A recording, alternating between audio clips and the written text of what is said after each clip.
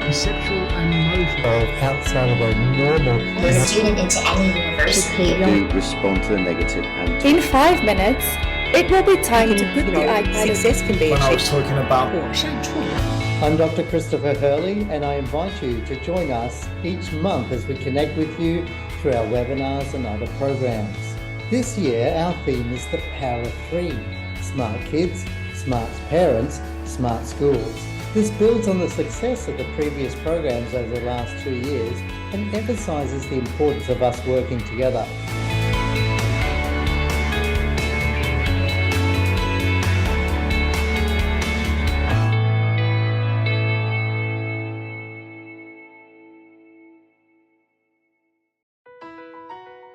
您好，吕博士。今天我们有几条关于人工智能的问题想要请教您。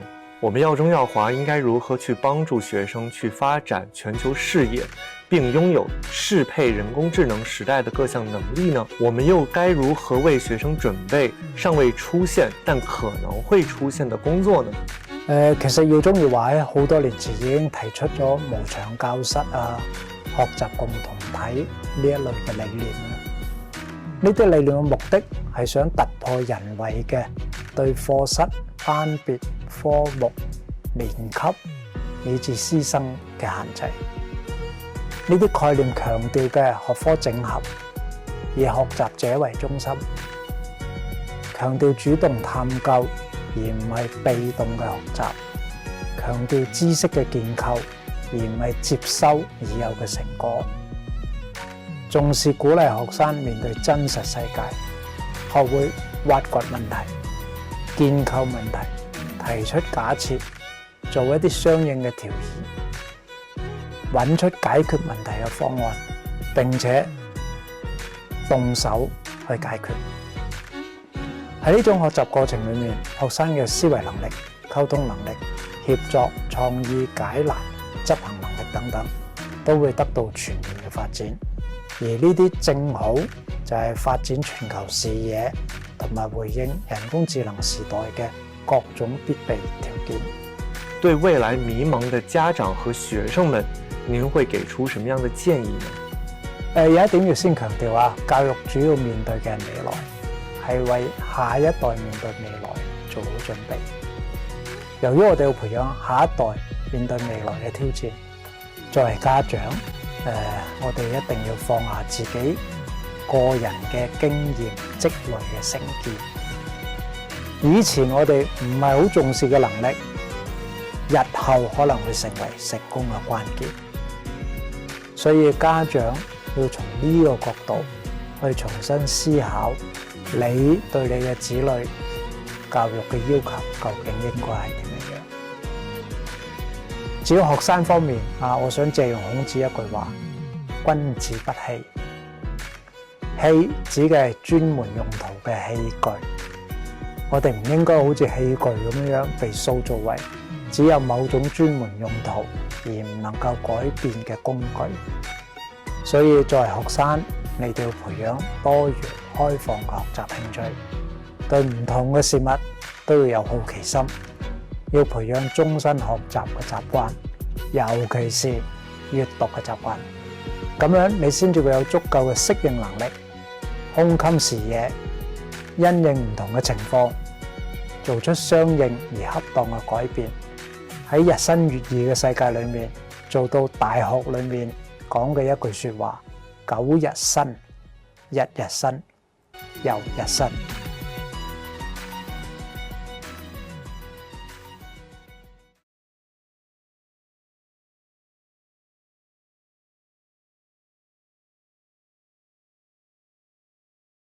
Hello, my name is John Liu. My Chinese name is Liu Yi, and I am the head of Pastoral Care for YCYW. I'm very, very thankful to have the opportunity to come and share with you about how to be a helper and not a rescuer for your children. As parents, we are under a lot of stress to try to do the best and be the best and provide the best for our children. However, sometimes that stress and that fear may cause us actually to do things for our children that are not as helpful as we intend them to be. Instead of helping our children, to learn from situations, we tend to rescue them or do things for them. I've been blessed with the opportunity to be an educator for more than 20 years. In those 20 years, I've been a teacher, a social-emotional counselor, a university advisor, a vice principal. I'm also a parent. I have a 15-year-old daughter, Maddie, and a 12-year-old daughter, Ellie. And as a parent and as an educator, I know how difficult it can be to try to guide our children and our students down that path of growth. During today's webinar, we'll be covering the following topics. First, we'll discuss the difference between being a rescuer as a parent versus a helper as a parent. Then we'll look at some practical tips, resources, and exercises you can do to help to be a helper parent, whether your child is in ECE all the way through secondary. Then I'll discuss and share some resources and tools and how you can use technology to continue to help you to become that helper parent. Well, now and also in the world of AI, we'll also discuss how we can leverage AI again to help us to be that helper parent that we aim and strive to be. And lastly, we'll have an opportunity to hear from our community members, our parents and our students, to share about their experience about different ways that they found that were effective ways to become that parent that's a helper, and also to hear from the student's perspective of why using helper strategies as parents helps really students flourish and grow. I would like to start our time today by sharing a well-known cultural story from the Chinese tradition. The story is titled Kong Rong Rang Li, which means Kong Rong gives his peaches to others. The story goes as this. The young man Kong Rong, at a very, very young age, his family got together during the time in which peaches were in harvest. So Kong Rong actually went to the peach garden and collected various peaches from the peach tree. When he brought the peaches back, he discovered, as normal, there were peaches of various different sizes. Some peaches were more ripe than others. Some looked better than others. And so Kong Rong had this bunch of peaches and also many family members that he can give these peaches to. So Kong Rong had a question. How do I divide up these peaches for my family? According to the story, Kong Rong decided to give the peaches that were the largest and the best and the most ripe to the most senior members of his family. So in the story, that would be like his grandparents. And then Kong Rong chose to distribute the peaches based on the ages of the members of their family. Meaning, the ones that were older or more senior, he gave the better peaches. And the ones that were younger, he gave the ones that were not as good or not as ripe. And in fact, Kong Rong left the one that was the least ripe and the smallest for himself. The moral of the story is actually that rooted in Chinese Confucian beliefs of filial piety, it's important for us to give the best to our elders and to respect our elders. Notice that in the story, that when Kong Rong had the question of how to give out the peaches, his parents didn't come and take all the peaches and do it for him, right? They didn't take them and be like, oh, Kong Rong, don't worry about it. I'll take the peaches. I'll give it out to our family member. You don't worry. You already got the peaches ready. Actually, Kong Rong's parents probably gave him the opportunity for him to figure it out for himself. They wanted him to learn and also show how he's taken in those values about how important it is for him to show respect for his elders.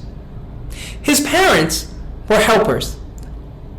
They helped him, give him the tools and the thinkings and the teachings before for Kong Rong to make that decision for himself. His parents weren't rescuers. They didn't come in and solve the problem for him. I believe in our Chinese cultures and customs and teachings, we always wanted to teach our children the right way and the right ways of thinking. But also we wanted to give them the opportunity for them to practice it and try it for themselves. In fact, recently, China Daily published this article in which the Chinese government really stressed this important motto. Childhood is the most precious period in a person's life. during this time, it is important to focus on establishing the right life goals and cultivating good thoughts, good character, and good habits. Learning this today will allow us to be the builder of tomorrow.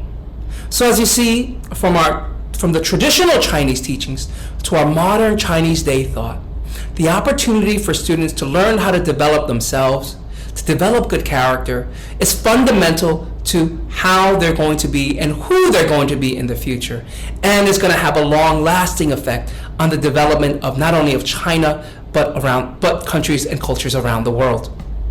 Although I know many parents believe this, I think oftentimes what makes parents unsure or drives parents to become the rescuer is they are afraid of uncertainty. And there's so much uncertainty, meaning, how am I sure that what I'm doing as a parent is the best?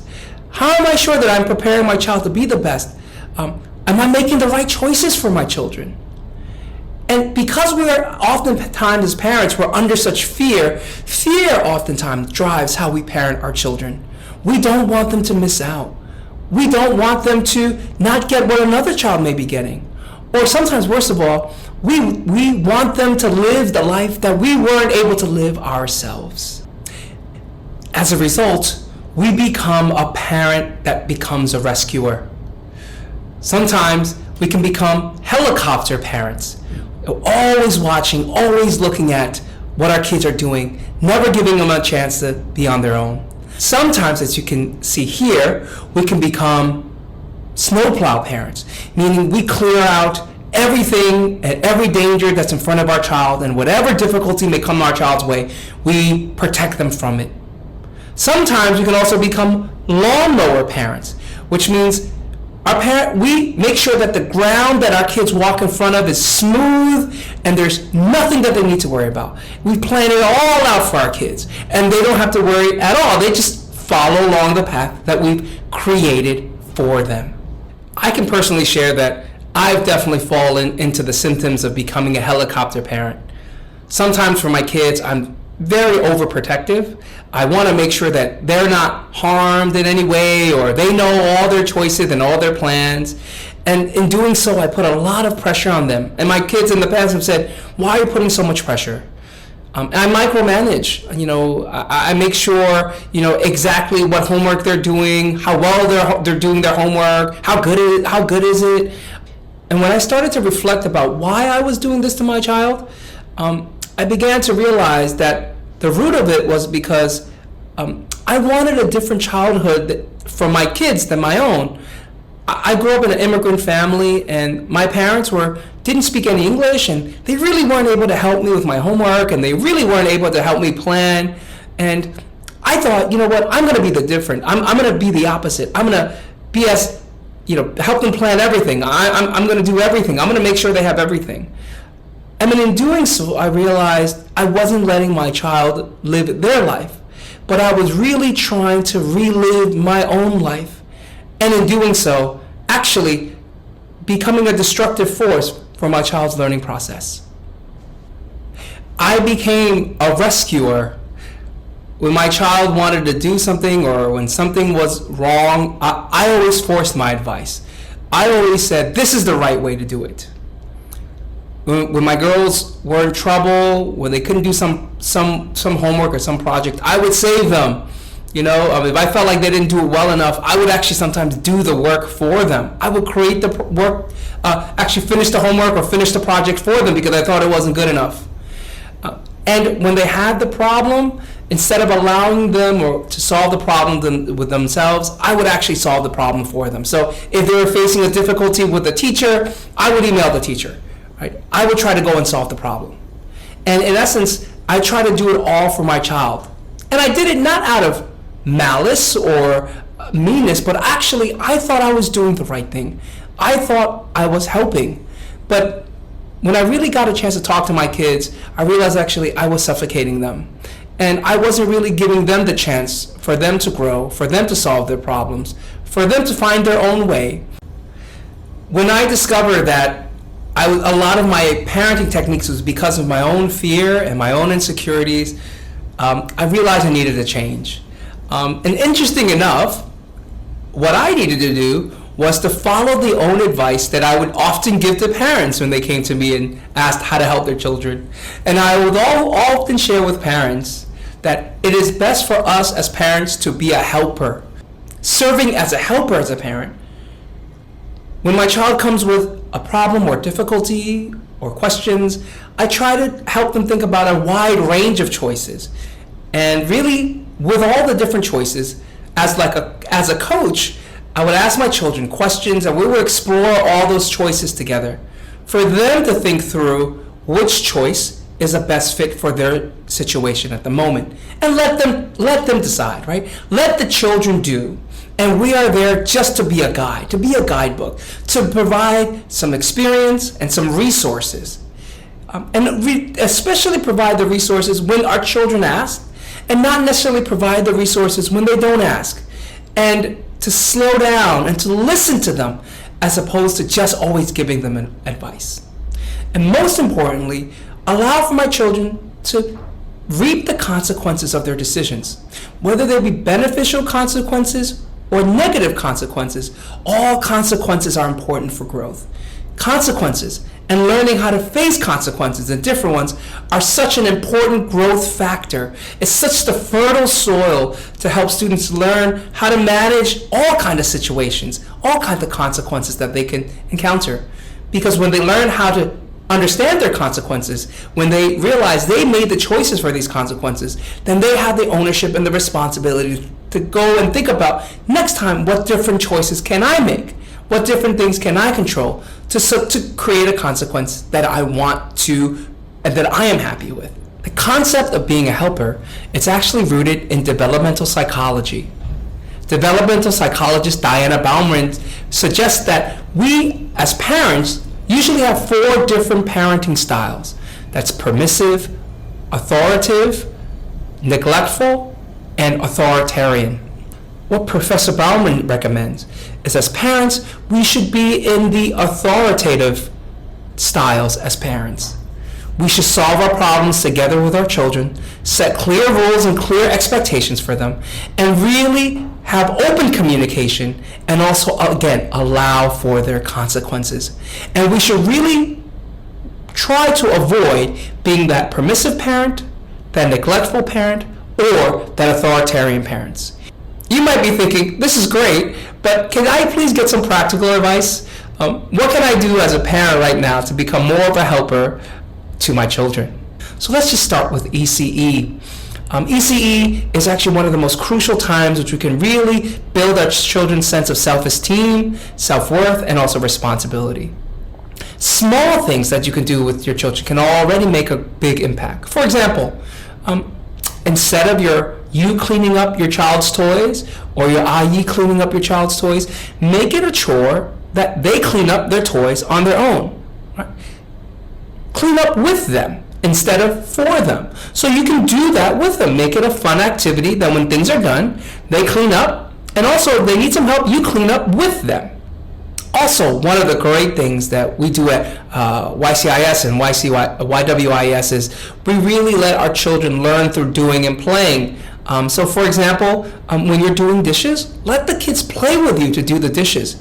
Even if they don't wash it cleanly, it's okay. The fact that you're doing those activities with them, that they're learning what the water feels like, that you're talking about cleaning with them, that everybody cleans together, you're already teaching them a great lesson. Lastly, just spending quality time with your kids at the table. There's nothing that can take the place of quality time with parents and spending time with parents. So ECE parents, just spend quality time with your kids. Talk with them, read with them, do things with them, and you're already becoming a helper parent. For our primary parents, there's a lot that you can do already to set the stage for you to be a helper. First, just allow students to explore things and do things that they enjoy. Whatever your kids enjoy reading, let them read. And ask them about why they enjoy something. Have a conversation with them. Also, something else you can do with your primary children is to start to give them chores that are appropriate to their age. You may want to create a chores list of the things that they can do. Chores can be, for example, cleaning up their room, making their bed, have a conversation with them about what chores they can do. Many young children can actually take tissues or take paper towels and start to wipe down the room and wipe down their counters. The more that they do, the more that they decide that they can help around the house, again, gives them a sense of responsibility. If your children is looking for a gift or something that they really want to buy, instead of just buying it for them, actually, you may use your chores, and then with your chores, actually work with them that every chore that they do, they may be earning some money for something that they may want to buy. So in that picture that I have there, it says that the child wants to buy a set of headphones. It's so easy for us to buy our children a set of headphones. But instead of just buying it for them, we can actually create a chart that's there that helps them do chores. And with every chore, you can give it an amount of money that it earns. And students can actually, your children can actually start to see, oh, this is what it means to save and earn money, to buy something, to have the control to buy something that I have worked for. Lastly, if you enjoy volunteering or helping, you can find a lot of various organizations that you can work with to take your children to learn how to help things out in the community. Maybe that's a food drive. Maybe that is just helping with, there's a lot of animal shelters in Shanghai, or helping out with animals. Whatever they want to do to help. And so you're teaching them again how to not only help themselves, but also be a help to other people. Now, let's explore how we can be helpers to our children if they're secondary students. I'm going to be sharing some exercises that I use from the book, What Color is Your Parachute for Teens? This is a great book that has many exercises to help students really find their interests, their career path, and ask reflective activities about who they are. The discovery exercise is one of the activities that I would like to share with you from the book, What Color is My Parachute? My daughter Maddie and I actually did this activity together about 3 years ago.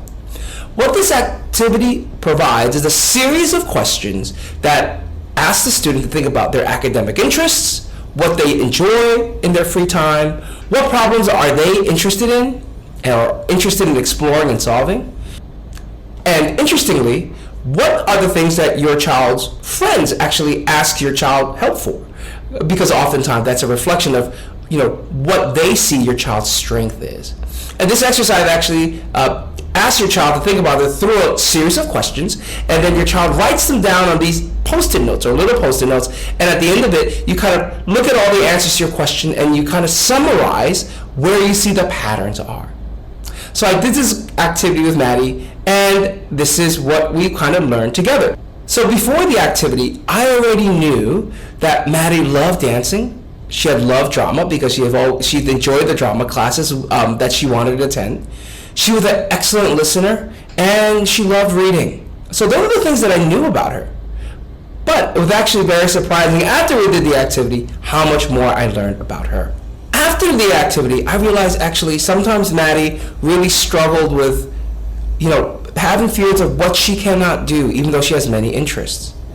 And through this activity, I started realizing that instead of being a rescuer, as a helper parent, if I just gave a chance to listen to my child and hear what she's nervous about, I can then actually work with her to learn how I can support her and what ways she wants to be supported, instead of me telling her what things she needed help in and how she should be supported. So that dialogue was really important. Through that conversation, actually I discovered that Maddie really loved the designing. She loved making and creating artistic items, which I did not know before. And in fact, one of the things that she really enjoyed doing in the spare time at that time was designing phone backgrounds for her iPhone. She had this app, and she would just put different things together to create these very interesting and colorful wallpapers for the phone. And also she was doing that with her friends. And in fact, that's one of the things that she really enjoyed the most, and that brought her a lot of joy. And from that interest, we had a great conversation about, actually she loved designing phone wallpapers. There's a whole genre of careers that are related to interactive design and computer design and graphic design, and we had a really great conversation, and she didn't know about that at all, right? So opening a new avenue of different ways for her to explore not only what she was interested in now, but also for her future. I'm also through the exercise I realized that a lot of her friends would always go to Maddie to ask for help, especially friendship help. And I noticed that Maddie had a very strong emotional intelligence. Her EQ was very, very strong. And that was reflected in how many of her friends often came to her to ask for friendship advice. After completing the exercise, actually, then Maddie and I went on to this website, which is called Career Pilot. Career Pilot is a website that is based in the UK. And what Career Pilot does is actually looks at what are your academic interests or subject interests or whatever interests, and actually, if you put it in, will help map out some careers or university majors that reflects your interest. So Maddie and I had an opportunity to just, using a piece of technology, explore what her possible futures are, right? And just to have a conversation. It wasn't that, Maddie, we didn't talk about what she had to do or what is a career that she had to go into. No, not at all. But it was just for her and I to both see, wow, with the current interest that she has now, there's so many possibilities for her in the future. And we also understood that her interests may change. And that's absolutely fine, because regardless of whatever interest your child has, there is a career path for them. And it was just so empowering for Maddie and myself to, one, to be able to have a constructive conversation about her interest, but also to have a conversation with each other through a resource to really think about possible futures. It was exciting. It helped us really have more things to consider and to talk about and even to plan for as she was thinking about her future and entering into high school. Now, if your child is in upper secondary school or in high school, as Maddie is now, there are actually a lot of other resources and technology resources that are out there to help your child actually think about and discover their interests, their personality types, and also using that data to help you think about what careers may be a good path for them. I'm going to share right now about a software that we have at YCYW that all of our secondary students have access to. A university and career application software titled Xiaofo. Now, even if you don't have Xiaofo, some of the tools that I'm going to be suggesting here, you can find them online as well. But here at YCYW, we have a centralized platform where all of those career tools are in one place, and our counselors work with our students to do these various career assessments online, and we have conversations with them for them to explore their interests as a part of our career and academic advising program here at YCYW. Through Xiaofo, our university counselors actually lead students through 3 different online assessments. One assessment looks at their learning and productivity habits. The second one looks at their personality types, or sometimes, as we may know, the Myers-Briggs. And then the last assessment they do is about personality and intelligence, which is based on the concept of multiple intelligences by Harvard professor Howard Gardner. And with all of these 3 assessments, we take the data and the reporting and what the assessments share about the students to, again, help them think about looking and exploring career path, looking at exploring career interest, and also looking at exploring universities as well. I'm going to talk in detail about one of the assessments that our students use. Looking at the personality type test, or the Myers-Briggs test, once the student completes the assessment, a report comes out. And actually, in Xiaofo, the report comes out in multiple languages, so I'm just showing the Chinese version for our Chinese audience in the webinar. So notice I did this assessment myself. And according to the Myers-Briggs, it will first tell you within the 4 categories, where are you? Are you an extrovert or introvert, right? Are you thinking or intuitive? It will let you know, based on the assessment, where you land in that assessment criteria. And then what it does afterwards is the report will share with you what are some of the tendency and the habits of someone with this personality type. What are their strengths and what are sometimes their limitations. Then the assessment further explores within your learning style or your cooperation style, what are the strengths that you have and what are some of your weaknesses. Now, the university advisors at our school will actually take this information, and after students have completed the assessment, and sit down and talk through with the student. First, we talk about how accurate do you think this assessment is, right? We allow students to give them that feedback about, do you think this is accurate or not? Oftentimes, actually, students say that it's pretty accurate. And then based on that, we'll say, oh, okay, great. It seems that you have these strengths. How can you further leverage these strengths to help you become a better student, a better classmate, however it may be in all parts of your life. And then we also help them talk through the things that may be their weaknesses or their blind spots, things that they don't notice. And we say, okay, do you agree with some of these weaknesses? And if you feel like these are weaknesses that you want to work on, then we have a conversation about what kind of strategies do they feel like they can do or they can use to improve their weaknesses. And this is a similar conversation, actually, parents, you can have with your children. So for our YCYW parents in the audience, you actually can, once your student has completed this assessment, you can actually access this on their Seattle account and just have a conversation with them about it. You know, it's great to just look at, well, what was your personality type? What does it tell us about you? The report will also share with you what are some career recommendations for someone with that personality type. Again, they're just recommendations. It doesn't mean that the student has to go down that path. But it says, like, if you're in this kind of a, you know, if you're introverted and intuitive, right, and you're thinking, then what are some of the career paths that may match your Myers-Briggs at the moment? And it's a great jumping point or starting off point for students to look at careers maybe they never thought of. And actually in the software, it will talk about what does, if you click into it, it'll show you what are the details of that career, what are the majors that students usually apply to a university for that career, what's the salary usually for that, what's the job perspective in the next 30 years based on data that they've collected. So these are great, again, things for students to actually start to think about, like, oh, when I'm thinking about careers, maybe these are some of the things that I need to consider thinking about what I want to explore and what I want to do in the future.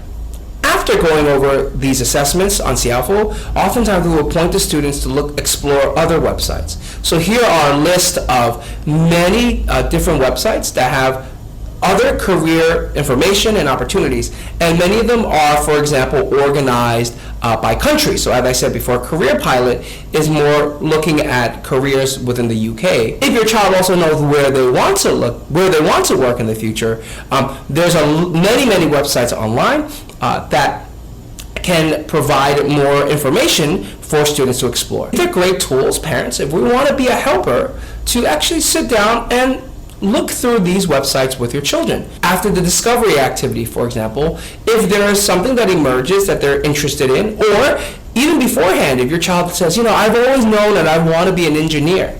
Well, okay, let's go onto these websites and look at what does the job of an engineer really mean? Did your child really notice that there's so many categories of engineering, right? So which one of those could they be more interested in?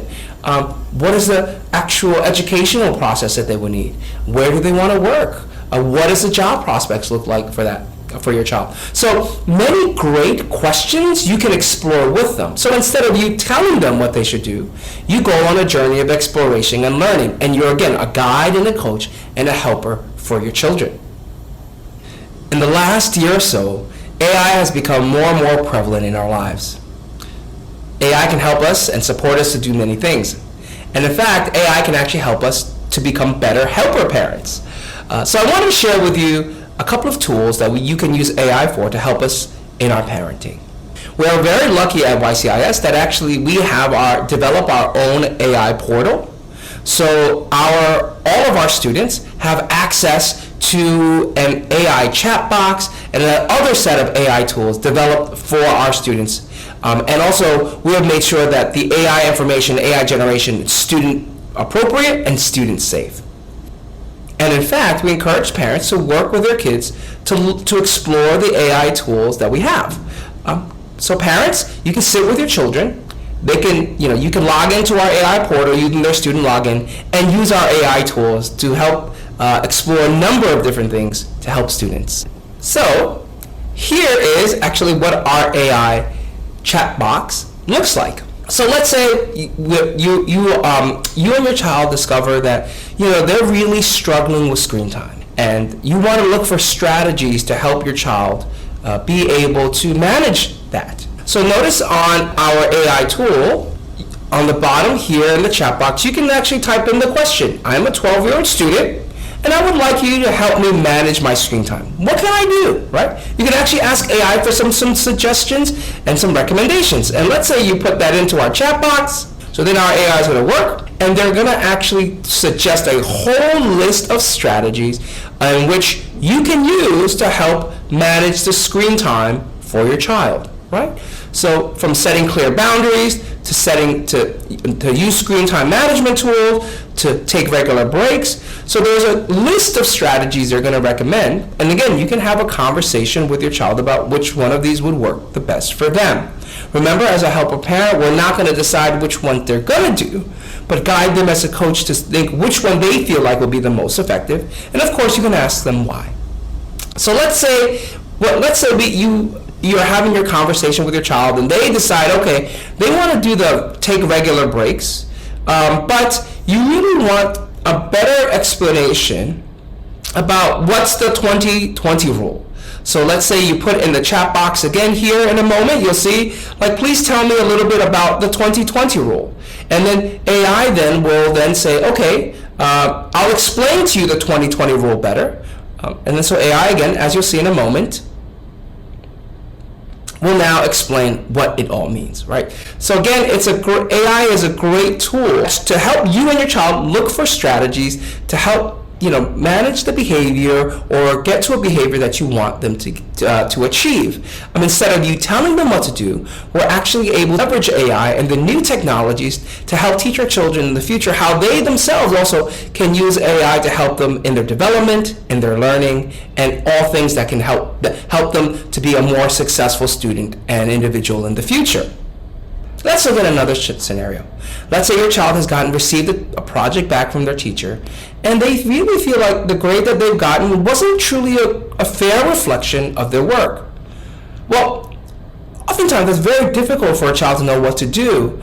As a rescuer parent, you might want to go and just go talk to the teacher on behalf of your child or start to try to solve the problem for them. But let's see how AI, in this situation, teaches how to be a helper. So I put in the question, I got a project grade that I feel wasn't fair and a reflection on my work. And how can the teacher, how can I approach the teacher about this, right? What can I do to approach the teacher? And so let's see what AI will say for us, will suggest for us.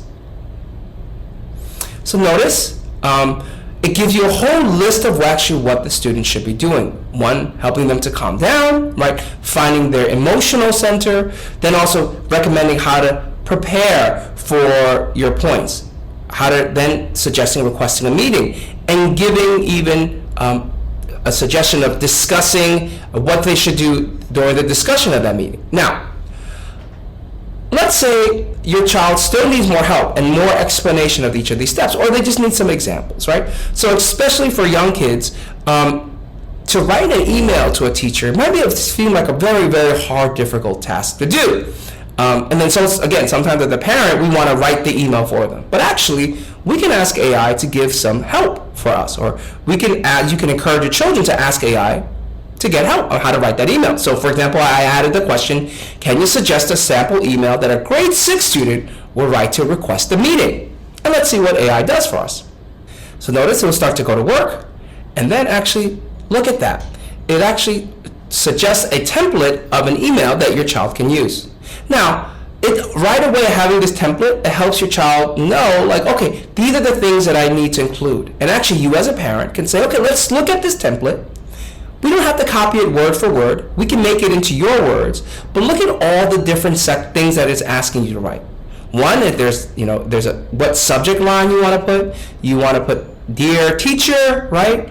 And then also even just a greeting, I hope you're having a good day. And then I'm writing because I'm a little confused, right? So each section kind of gives you an opportunity to talk with your child about, why do you think the email needs to be framed in this way? Or how do you want to phrase this sentence in your own words? This is really, really powerful for young people because we know that communication is so important. Proper communication is so important. And AI is helping along with you, guiding your child about how to do that. And also, this is really powerful for the young person because they're having the opportunity to write the email themselves. They know how to, in the future now, communicate effectively to request a meeting with a teacher. Now, this skill, whether it's in grade 6, grade 8, grade 10, university, into our work life worth, it's going to be skills that they're going to need to develop. So again, AI helps us by giving us tools as parents to be helpers, to help guide your children to think about how to start to build these important lifelong skills that are going to be needed for success. Now we're going to have an opportunity to hear from our YCYW community members. our students and parents about this topic and their experience. 现在我们很高兴有我们的一个耀中的家长 Jasmine 妈妈 ，Jasmine 妈妈，谢谢你来。我想从你的家长的看法角度，对我们这个 parent 当 helper 或者是 rescue 的话，你有什么想法？ OK， 我在这里就讲到一个刚才讲几岁的孩子他都在变化，他不再是你认识他，但是他一直在变。我女儿到美国之后，她第一所学校就是你还在的时候，她去的第一所学校大学是 UCSD 加州大学的 San Diego 分校。她去那边之后，她很开心。她在 UCSD 进入之后，她觉得这是一所很好的大学，但是她觉得她的能力不应该局限在这所大学，她想去更好的，所以她在一年级生的时候很努力，又去申请了转学。然后被哥伦比亚大学的巴纳德学院接受。他转过去之后发现真的是到了另外一个级别的学校更难了，比 UC 系统更难。我不知道怎么界定，因为我没在那里读，但女儿就会哭了。她会说我好后悔我来转出来，我本来在加州很开心，我转到这里来，所有的人都那么厉害，所有的人都那么光鲜，然后他们都那样，但是你知道吗妈妈，他们也都躲起来哭你知道吗？那我就会问他说，那你要怎样？你决定你要转学，你也可以决定转回去，你可以做你自己的决定。我相信我们曾经的家庭中的各种大大小小的一些因为观点不同，因为选择的不同而形成的冲突，对女儿是有帮助的。他跟我说他决定他不要往回走，他要 move on， 他决定他在选课上进行调整。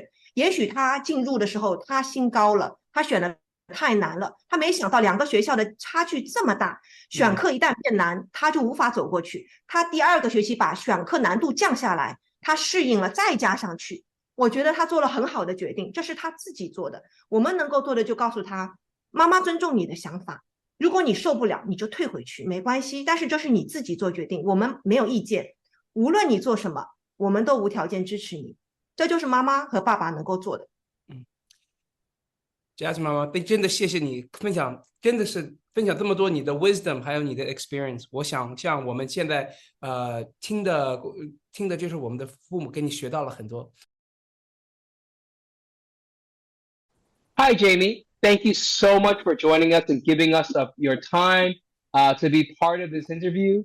I know as an IB student, time is valuable. It's a valuable resource. So maybe before we get started, would you mind just kind of introducing yourself? Yeah, thank you for having me. I'm Jamie. So I've been at YCYS for 15 years, since K3 when I was 3 years old. And I'm currently in year 13, so my last year of school. So I've been at YCYS my entire schooling, both at YCYS Pudong and YCYS Puxi. That's awesome. That's awesome. And Jamie is also very humble. She didn't share that she's one of our school captains, which means she's one of our key school leaders that's really driving a lot of initiatives and change within our student population. But actually, Jamie, I know you saw kind of what I was sharing before, and I just wondered, what are some of your thoughts from a student perspective of a parent being a rescuer and also being a helper?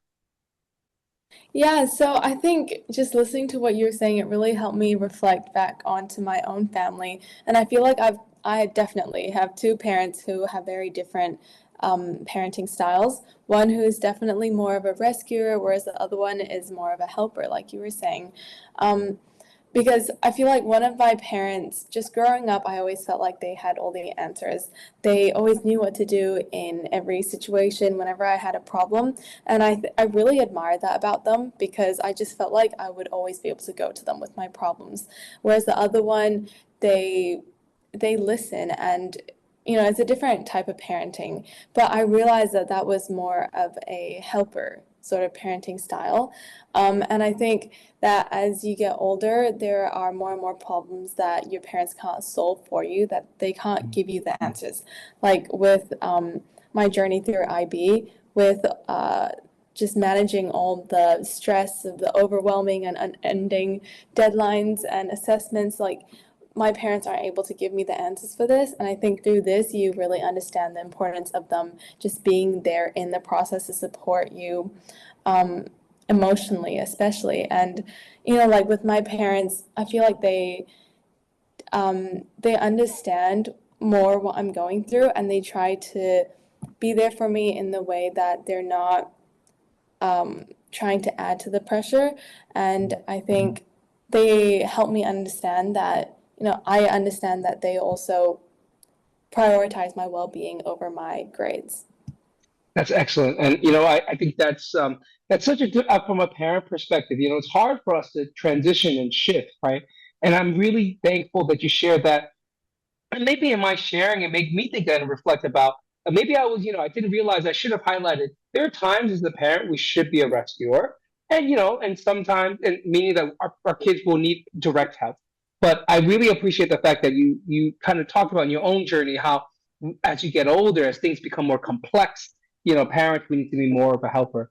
If I can ask, do you mind share maybe like a little bit more of a specific example through your IB journey where you felt like, you know, that helper model as a parent helped you, you know, really be successful and traverse through your IB learning? Well, one example of that is when parents sort of force extracurricular classes or extra tutoring classes onto students outside of school. And I had a lot of friends who had to do a lot of extra classes outside of school. And I know that it is, as from a parent's point of view, it is out of a place of good intention, obviously, because they think it's what will help their kids have the best shot at doing the best in school, and they think it's what will help their kids with school. But a lot of the time, these extra classes became this extra burden and pressure of all this extra work that they had to do on top of school. But because my parents, they never forced this onto me, because IB is a really challenging academic program, and there are times when I struggled I am still sometimes struggling with the content or the level of difficulty, and when I needed help, because my parents gave me the choice, I was able to reach out to them when I did need help, and I was the one who asked them actually for tutoring or extra help outside of school. And because they gave me this choice, they were able to help me in the way that actually that I needed, and that would help with my problems instead of what they believed would help me. And I really appreciate that they waited for me to come to them and approach them with what I needed instead of, I guess, telling me what I needed. And just going back to the whole idea of helpers versus rescuers, I think in that sense, sometimes parents who are rescuers, it could end up being this extra pressure and stress that they add to their children. And I think that at the end of the day, what's most important is that you and your parents are on the same team against what your problems are. And sometimes parents who are rescuers who would try to give their kids a solution, it becomes like a kid versus parent thing rather than the kid and parent versus their problems. And I think at the end of the day, it's the most important thing is that you and your parents are on the same page. What I really think that's a great analogy, that you are on the same page, right? And it's about importance about your educational journey and coming to the same goal, and instead of becoming adversarial. And I really thank you for your vulnerability and sharing about how we are all still need help across our learning journey, and then just really even just modeling for us, even for us as an adult, how in front of many people to really share about, when we needed help and what was the best way that we got help. Thank you so much. We wish you all the best and have a wonderful evening. Thank you very much for all your questions and comments in the chat box. That's all we have for this evening. We have prepared some key takeaways from tonight's webinar, and these will also be sent out to parents by your child's school. We would also like to invite you to attend our next episode of our parent webinar series on December the 14th, where we will be hearing from our next external presenter, Dr. Suzanne Anderson, on the topic of raising kids with resilience, why it is so important in today's world. We thank you for joining us and supporting our parent webinar series. We look forward to seeing you at our next webinar coming soon. Have a great evening.